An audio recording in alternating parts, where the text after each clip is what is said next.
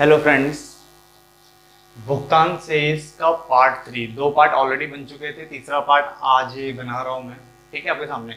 तो जो लास्ट जो दो पार्ट हमने किए थे नहीं, भुगतान शेष बैलेंस ऑफ पेमेंट में हमने जो किए थे दो पार्ट, तो लास्ट पार्ट जो हमने छोड़ा था वो छोड़ा था हमने कि वहां पे हमने विदेशी निवेश और ऋण के बारे में पढ़ा था। यानी जो हमने पूंजी खाता जो हम पढ़ रहे थे इस टाइम, कौन सा पढ़ रहे थे? पूंजी खाता हम पढ़ रहे थे जहां तक मुझे याद है, ठीक है। तो पूंजी खाते की मध्य में हमने पढ़ा था सबसे पहला कि विदेशी निवेश, और दूसरा पढ़ा था हमने ऋण। हमने ये पढ़ा था विदेशी निवेश में आपके दो पॉइंट थे, विदेशी प्रत्यक्ष निवेश और पोर्टफोलियो निवेश।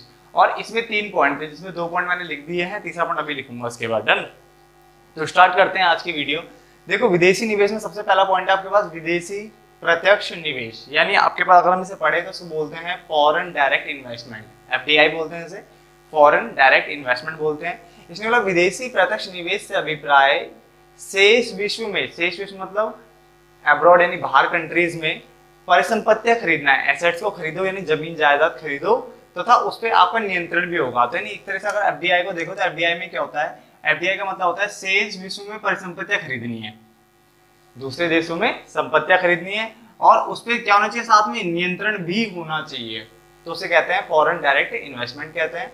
और पोर्टफोलियो की अगर हम बात करें तो उसको पोर्टफोलियो निवेश को कहते हैं। यहाँ पे फॉरेन पोर्टफोलियो इन्वेस्टमेंट बोल दो, या आप इसको फॉरेन इंस्टीट्यूशनल इन्वेस्टमेंट भी बोल सकते हो, कि दोनों में बहुत माइनर सा फर्क होता है। तो एफपीआई बोलो या एफआईआई भी बोल सकते हो। तो पोर्टफोलियो निवेश। डन।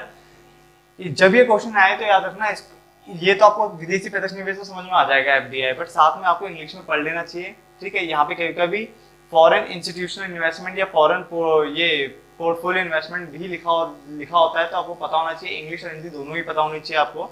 डन। तो एफपीआई में यानी क्या है? पोर्टफोलियो निवेश की अगर हम बात कर रहे हैं तो उसमें पोर्टफोलियो निवेश से अभिप्राय शेष विश्व में परिसंपत्तियां खरीदनी। यहाँ पे भी आप दूसरे देशों में संपत्तियां खरीदोगे, मगर यहाँ पे नियंत्रण नहीं होगा। बात दोनों में डिफरेंस कितना है?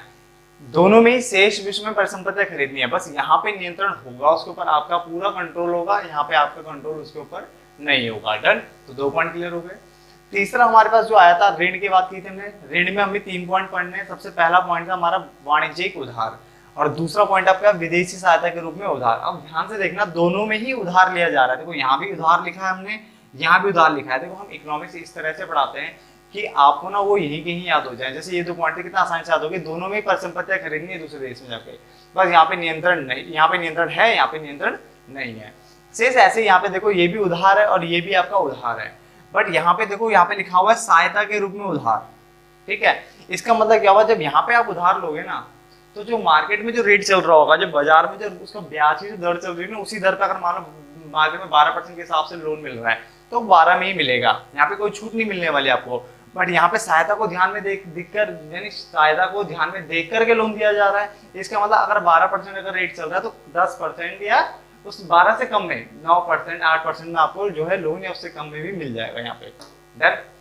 तो लिखा हुआ विदेशी उधार में लिखा हुआ, सॉरी वाणिज्यिक उधार में लिखा हुआ है, वाणिज्यिक उधार से अभिप्राय किसी देश द्वारा अंतरराष्ट्रीय मुद्रा बाजार में, अंतरराष्ट्रीय मुद्रा बाजार से उधार लेने से। यानी कोई देश अगर अंतरराष्ट्रीय मुद्रा बाजार से लोन लेता है और उसे बिना किसी छूट के, देखो लिखा हुआ बिना किसी छूट के ब्याज की बाजार दर शामिल होती है, इसमें बिना किसी छूट के ब्याज की बाजार दर शामिल होती है। यानी इसमें कोई छूट नहीं मिलेगा, इसमें जो ब्याज दर चल रही होगी बाजार में वही ब्याज दर लेनी है। तो बिना किसी छूट के ब्याज की जो बाजार दर होती है उसे शामिल किया जाता है इसके अंदर।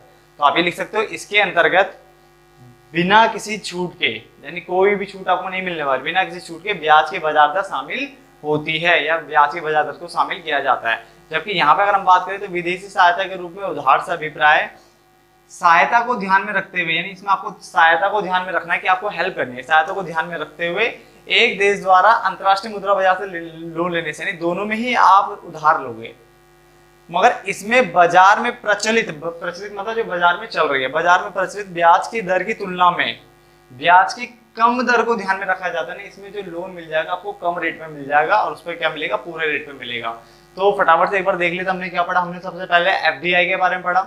एफडीआई की बात करें यानी फॉरेन डायरेक्ट इन्वेस्टमेंट, विदेशी प्रत्यक्ष निवेश, यानी इसमें शेष विश्व में परिसंपत्तियां खरीदना तथा उस पर नियंत्रण होने से है।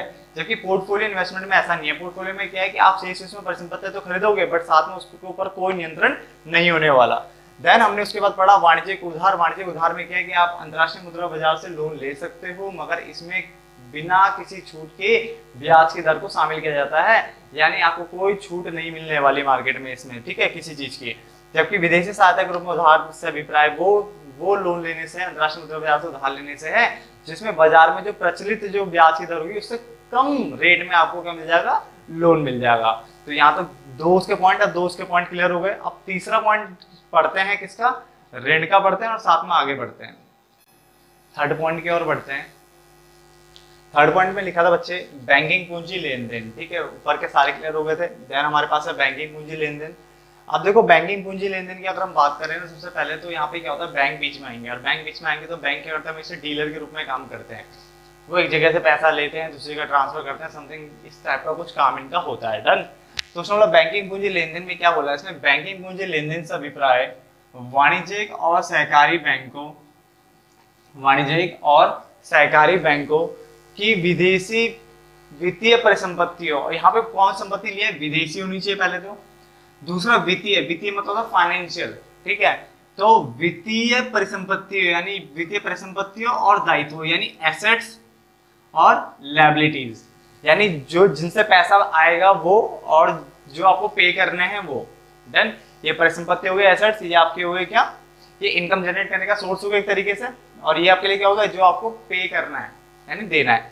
तो वित्तीय परिसंपत्तियों एवं दायित्वों के लेन देन से, दोबारा बोल रहा हूं, बैंकिंग पूंजी लेन देन क्या है, बैंकिंग पूंजी लेन देन उन बैंकों की, उन कौन से बैंक, वाणिज्यिक और सहकारी बैंकों की विदेशी परिसंपत्तियों के एवं दायित्वों के लेन देन से है, परिसंपत्ति और दायित्वों के लेन देन से है। डन।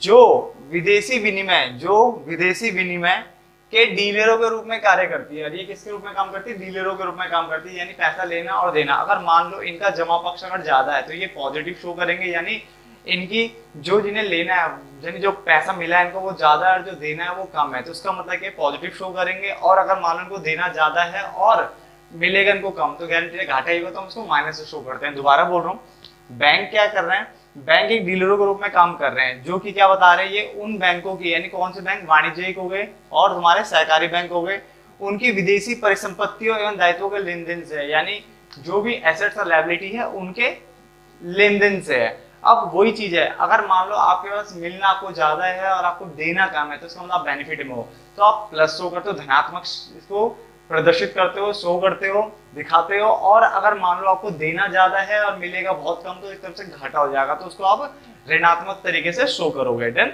तो ये हो गया, तो हमारे सारे पॉइंट क्लियर हो गए ऊपर के, ठीक है। लास्ट मैंने जो सेकंड पार्ट था वहां पे छोड़ा था इस पॉइंट को, और ये सारे पॉइंट यहाँ क्लियर होते हैं।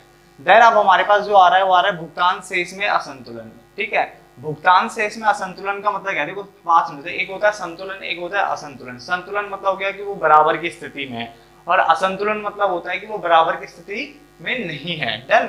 तो भुगतान शेष में असंतुलन से अभिप्राय उस स्थिति से है, ये उस स्थिति की बात करेगा जहां पे आपकी कुल प्राप्तियां जो आपको मिली है, ठीक है, कुल भुगतान के बराबर नहीं होती। बात समझना, असंतुलन का मतलब क्या है, जहां पे कुल प्राप्तियां कुल भुगतान के बराबर नहीं होगी तो वो असंतुलन है, और जहां पे दोनों बराबर हो जाए वो संतुलन है। तो बड़ा सिंपल सी डेफिनेशन है, कोई भी कहीं भी असंतुलन हो तो मतलब बराबर नहीं होते। तो कुल प्राप्तियां जब कुल भुगतान के बराबर नहीं होते तो उसे भुगतान शेष में असंतुलन कहते हैं। अर्थात ये जो होता है इस जिसमें भुगतान शेष या तो बचत वाला मिलेगा आपको या फिर घाटे वाला मिलेगा, ठीक है। दोबारा बोल रहा हूँ, इसमें या तो भुगतान शेष आपको बचत वाला मिलेगा या घाटे वाला मिलेगा। इसको समझते कैसे, क्या कहना चाहता है, देखो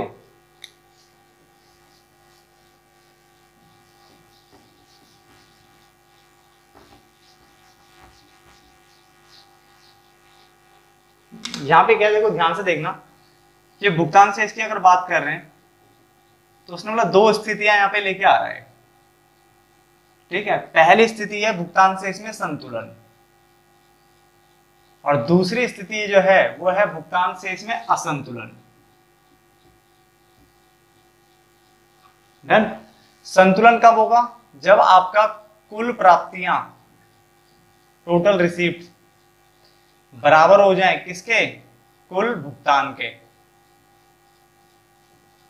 जब ये बराबर हो जाएगा तो ये संतुलन की स्थिति में है। असंतुलन की स्थिति क्या होगी? जब आपका कुल प्राप्तियां नॉट इक्वल टू, मैंने बराबर नहीं है, काट दिया देखो मैंने, किसके बराबर नहीं है? कुल भुगतान के। यानी जब कुल प्राप्तियां कुल भुगतान के बराबर नहीं होती है तो उसे हम क्या बोलते हैं? असंतुलन की स्थिति बोलते हैं। यहां तक तो क्लियर हो गया होगा। अब यहाँ पे फिर दो पार्ट में इसको और डिवाइड कर दिया गया है, 1 और 2।